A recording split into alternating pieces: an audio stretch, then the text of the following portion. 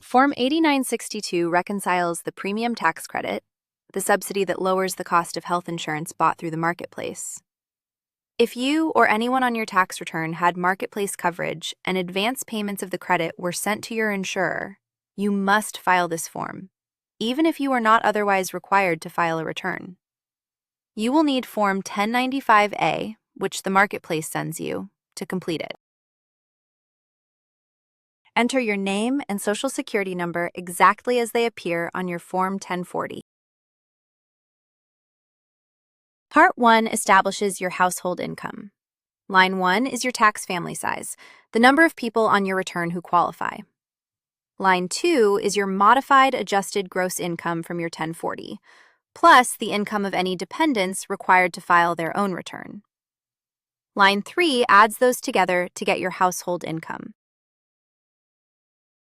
Next, you compare your income to the federal poverty line. Check the box for where you live, the 48 contiguous states, Alaska or Hawaii. Then enter the poverty line amount for your family size from the table in the instructions. Line 5 divides your household income by that amount to get your income as a percentage of the poverty line, which determines how much credit you qualify for. Part 2 then compares your allowed credit against the advance payments already made, and Part 3 handles any repayment. If the advance payments were more than your allowed credit, you may have to pay some of it back. Keep your Form 1095A with your records. Fill yours out free at FormsPal.com.